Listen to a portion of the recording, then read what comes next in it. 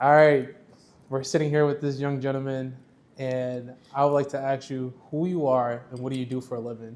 Hi, my name is Antonio Ortiz. Everybody calls me AJ, and I'm an actor. Nice. Yeah. You started acting at age 3.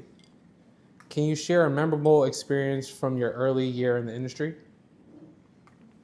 I think one of my most memorable experiences was I started doing movies really early. One of my most memorable experiences was I did this movie called Just Like the Sun, and it was like a cross country road trip type of movie, and we actually drove across country filming this shit. So that's one of my best memories of early on because I got to just backpack through the entire country and like film in different small towns and like really get to see the beauty of what this country has to offer. So like it was really fun.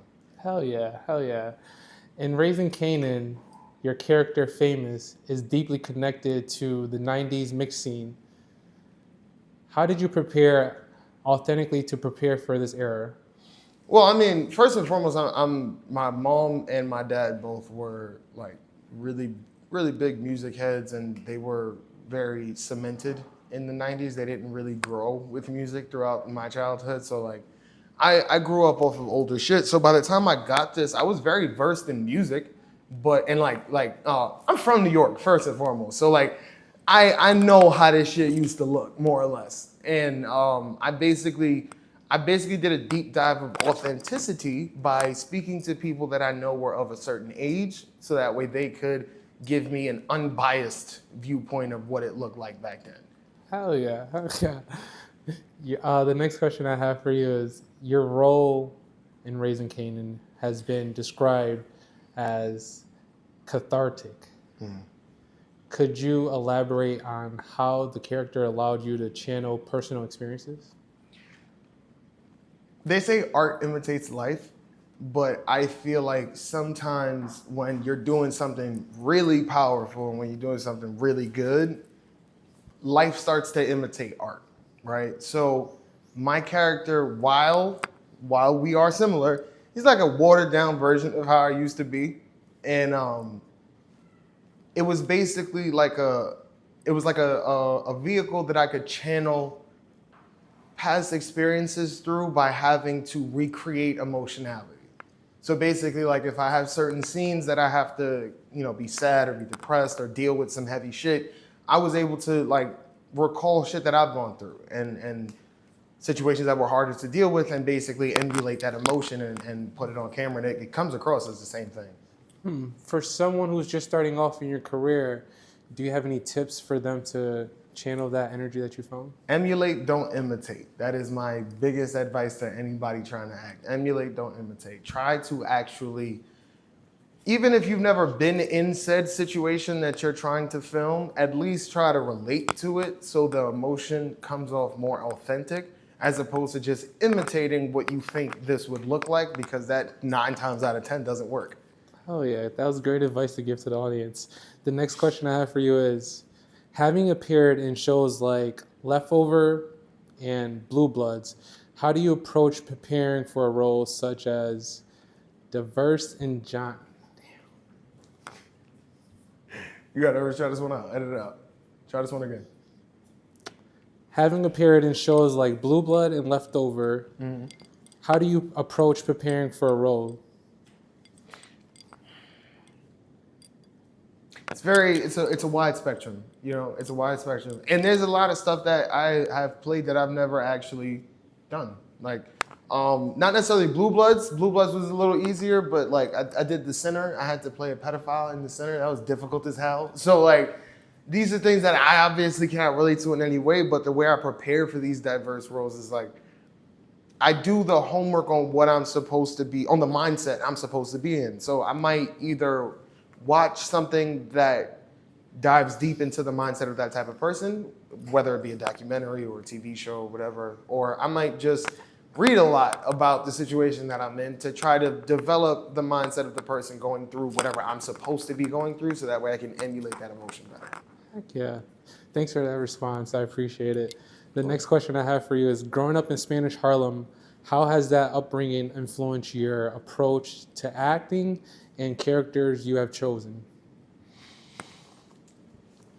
Funnily enough, right? I'm an open-minded individual, so I'm very aware that acting is acting. This is all fake. Like none of this shit is who I actually am as a person, right? So I'm not I'm not like normal people that have reservations of playing certain roles, but I don't have a role in mind that I would probably say no to. I'm pretty much open to taking anything. However, there are limitations to what I will do in this role. So such as Power, right? I made it abundantly clear that in original Power, every light-skinned character in that show wound up snitching. I can't do that. So I lived in the projects when I got hired. I was like, bro, I can't go home if y'all have me snitch in the first season. Like this ain't gonna work. So They just have to understand. they just gotta understand. understand. Those are like it's almost like something called a rider in your contract where you like have to have this thing to be able to work. That's more or less. Just don't make me look bad. Like as long as I don't look bad, I'm cool. I can play whatever. Just don't make me look bad. Heck yeah. You've been open about using your platform to share personal experiences. How do you balance your public, personal with your private life? It's difficult. It's difficult because to an extent, okay, what makes it difficult is once you succeed in public, you can't fail in private. That is the caveat to all of this. The more successful and the more publicly you start to succeed, the more publicly you will fail. And that's a bit of a difficult thing to try to get around to. I'm honestly speaking, I've been acting for 23 years, but I've only been famous, no pun intended, for a couple years. So I wasn't as ready for it as I thought I was. I'll put it to you like that. I was fiending for it when I was a kid. I was just basically planning out my life and how I was gonna spend money.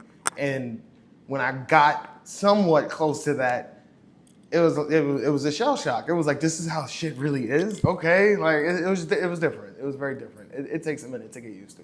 Nice. Your character Famous is a rapper.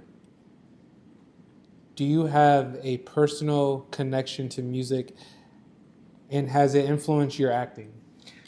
So, funnily enough, my mom is a published author, and when I showed an interest in music when I was young, she made sure that I learned how to write poetry first. So I did that for years, and then I wound up starting to make music, and I've always kept them separate, which is funny. I've always kept them very separate. I had a completely different rap name. Not telling you that. I had a completely different rap. This is when I was in high school and shit. But like I had a completely different rap name, and I wasn't necessarily trying to mix the two because, to an extent, I felt like it kind of.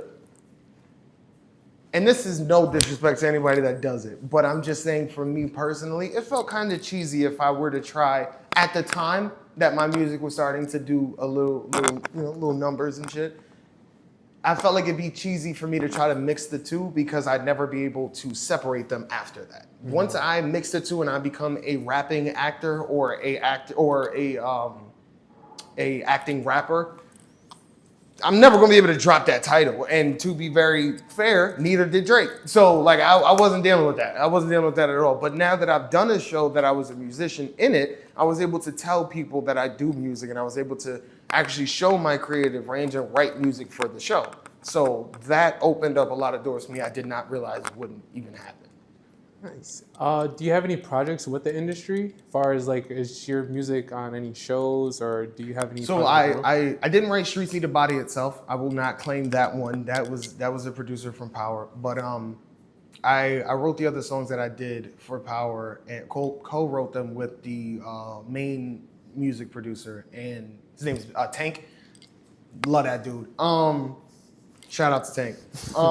He does music on every fucking show, it feels like, and he's an amazing guy. But he allowed me to show my creative range and write like 411 on that show, and another song that, if I'm not mistaken, hasn't been released yet. So I don't know if I can necessarily talk about that one, but we did 2 songs together, and he gave me complete creative control because he knew I knew what I was doing, and I appreciated that trust. Nice.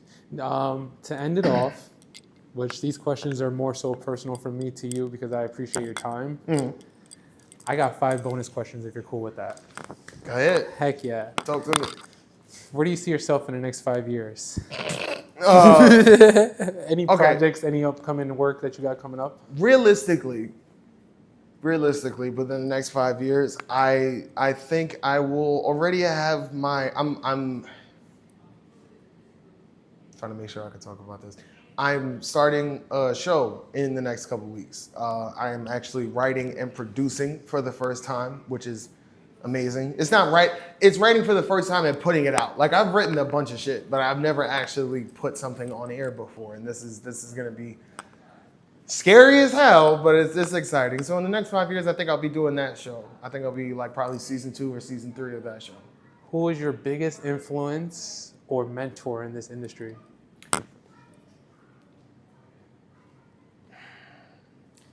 The people I've been around, I don't want to say like everybody in general because that's not true, but the people I've been around up until recently were really shitty. So I didn't necessarily have mentors growing up. It was more so I had a lot of examples of what not to do. And I kind of use that as my guidelines, you know, like because I saw a lot of people get to a certain level and then everything come tumbling down right after that. So I try to avoid that. But yeah. What award shows have you won so far? Have I won? Yeah, None. But or I've been nominated. nominated. I've been nominated for an NAACP award. The show is up for the Emmys. Like we're in a couple different award categories, but as of yet, I haven't won any. Yet I haven't won anything. But you know, soon. We're gonna get there. We're gonna get there. You're gonna win. We're gonna get there. The last and final question that I have for you: Talk to me. how did your character pass away? Oh my God. Hold on. I have to see what day it is. I don't. Well, okay. You said how?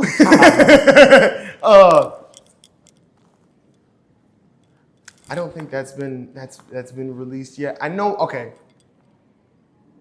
I can't tell you why. I got shot. I'll tell you that much. My character got shot. And was killed by being shot. I can't tell you why, but I had to ask the I had to question. pick my worst character just now. I got a lot of people who were calling me. I tried to come up with the best questions to fill in everybody's space. I thought that was the best one, so I appreciate you even taking the No, time to yeah, answer. definitely. It was great. I had a great time. Thank you. To end this off, is there any social media platforms that anyone can reach you at, or you would like to promote? Or Yes. I'm on Instagram at AJAY Ortiz _ after that. That's really my only social media. I think I'm on Threads as well, but I just scroll on that shit. But more so, I just watch what's coming soon because the show's coming out soon. So watch what's coming soon.